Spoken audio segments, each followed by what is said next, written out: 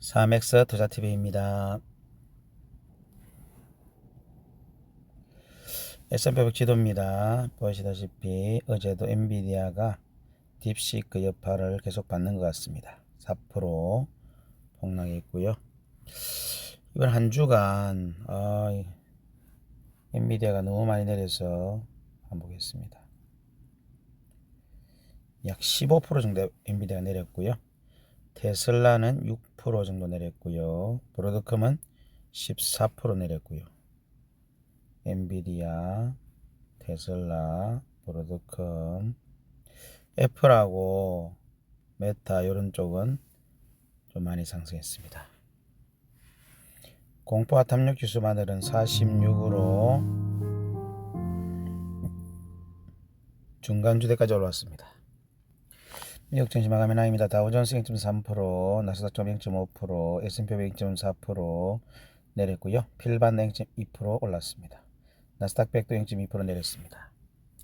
지금 조정 반응은 일시적이다. 강세장 배팅하는 월가하는 뉴스 나와 있고요.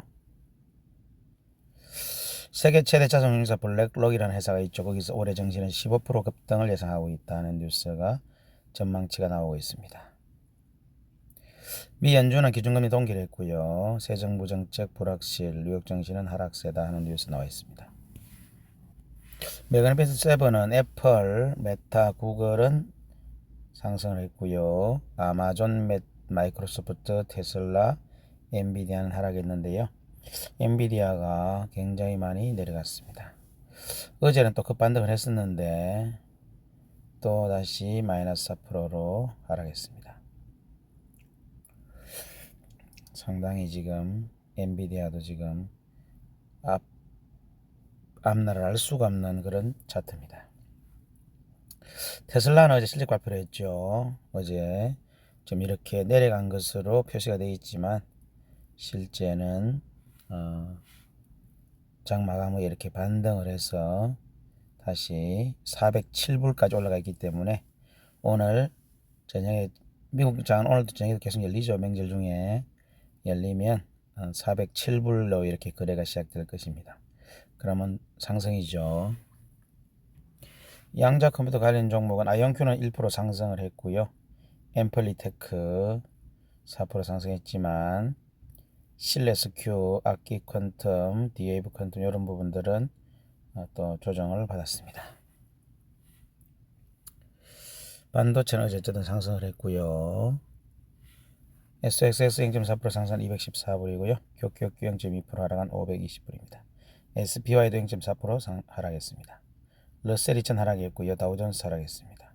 3배 레버리지는 전부 하락했는데 속설만 1%대 상승했고요. TQ 82불, 펑구 2.8% 내렸고요. TECL 2.4%, 불즈 1.1%, UPR 1.4% 내렸습니다. 마이크로스트래티지는 어제 1.5% 상승을 해서 MSTU는 3% 상승했습니다. 코인 관련 2배의 콘이 6% 상승했습니다. 최애 계좌는 지금 속설과 TSLL이 음전으로 살짝 돌아섰고요. 1억 800 되겠습니다. 삼성증권 계좌는 4억 5,600 되겠고요.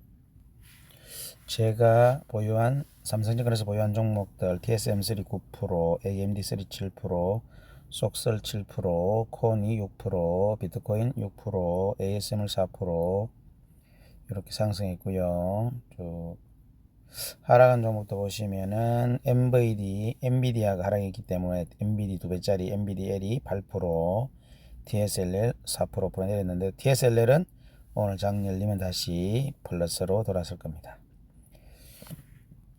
미국 시가총액 순위가 애플이 다시 1위로 올랐었고요. 마이크로소프트가 2위고 엔비디아가 3위로 내려갔습니다. 불과 일주일 전에는 엔비디아가 1위였는데 완전히 하락을 했습니다. 원달러는 1445원이고요. 유가는 72불입니다. 재건금리는 10년물이 4.543%로 그나마 좀 낮은 모양이고요. 가상자산은 지금 약 1억 6천 가까이 지금 비트코인 올라 있고요. 이더리움은 478만원 정도 되겠습니다. 마이크로소프트도 실적을 발표했는데요. 4분기 클라우드 매출 예상치가 밑돌아서 시간의 주가는 2% 내려가고 있다는 내용입니다. 매출은 690억 달러, 주당 순이익은 3.23달러고요. 애저 포함 클라우드 매출은 255억 달러입니다. 어쨌든 순이익은 높은 실적을 냈습니다.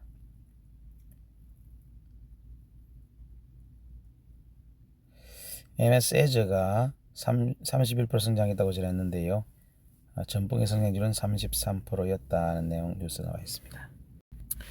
대박 아니면 쪽박, 불나방, 개미들 과감히 배팅한 곳이 엔비디아, 테슬라 2배, 3배 레버리지 투자 급증. 저도 엔비디아, 테슬라 2배, 3배 레버리지에 투자를 하고 있습니다. 해외 주식 열풍, 고위험 상품에 손뻗는 투자자들 뉴스 나와 있습니다. 스하겜 열풍으로 투자처가 다변화되면 한국 개인 투자자들이 해외 고위험 상품에 몰리고 있다. 다만 해외 고위험 상품의 경우 투자자 보호제도가 미흡한 만큼 주의가 필요하다는 지적이 나온다. 얼마 전에 아이온 Q3가 보도 처리됐죠. 저도 보도를 맞았습니다. 테슬라 2배 레버리지 상품인 TSLL, 필라델피아 반도체 3배를 추정하는 SOXL, 나스닥 지수의 3배를 추정하는 TQQQ, 엔비디아 하루 수익률의 2배를 추정하는 NVDL, 스하케민들이 가장 많이 보관하는 상품의 레버리지 상품이 올라와 있는 것은 지금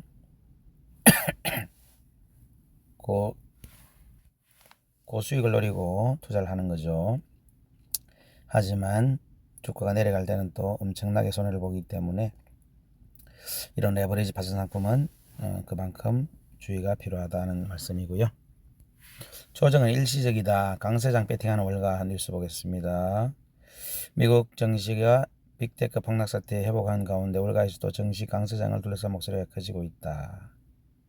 골드만삭스에서도 그렇게 전망하고 있고요. 매그니피센트 기업들이 지난 몇 년 동안 미국 정시를 비롯해 글로벌 시장을 압도했지만 이는 비이성적 과열에 따른 일시적 상승이 아닌 우수한 기업 펀더멘털이 반영된 결과라고 전했다. 올해도 약 15% 이상 상승할 전망을 내놨습니다. 세계 최대 자산운용사 블랙락 올해 정시 15% 급등 예상. 세계 최대 자산운용사 블랙락이 이끌고 있는 릭 라이더 최고 투자 책임자가 미국 정시에 대해 장밋빛 전망을 제시했다. 연말까지 약 15% 이상 급등할 것이다. S&P 500 지수가 향후 6,800선을 돌파할 수 있음을 시사한다. 나있습니다. 뉴욕 증시 연준금리 동결의 하락, 엔비디아 4.1%, 테슬라 2.1% 내렸다는 뉴스 보겠습니다. 기술 중심의 나스닥 지수가 내린 가운데 인공지능 주도주 엔비디아는 도널드 트럼프 정부가 딥시크 AI 모델 등장 이후 엔비디아 중국 칩 판매를 제한하는 방안을 논의했다는 보도가 나오자 장중 최저치를 기록했다. 중국 제재가 엔비디아에게는 약간 불리하게 주가에 작용을 했습니다. 테슬라는 이날 장마감 후에 시장 예상치를 밑도는 부진한 4분기 실적을 발표했는데요. 테슬라 지난 연간 자동차 판매량은 1% 감소한 178만 대, 테슬라 판매 성장세가 꺾인 것은 창립 이후 처음이다 하는 내용이고요. 마이크로소프트도 실적 발표를 했죠. 전장보다 하락한 마감을 했습니다. 4분기 실적 발표에서 예상치를 웃도는 실적을 발표했는데 다만 클라우드 서비스 애저가 포함된 인텔리전트 클라우드 부문은 예상치를 밑돌았다 하는 부분이 악재였습니다. 페이스북은 반대로 엄청나게 주가가 상승했습니다. 메타는 이날 시장 예상치를 웃도는 지난해 4분기 실적을 발표했습니다.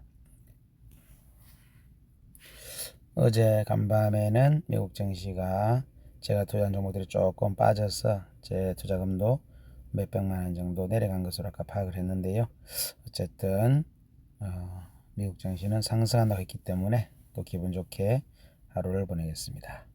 설명질 남은 거 잘 보내시고 감사드립니다.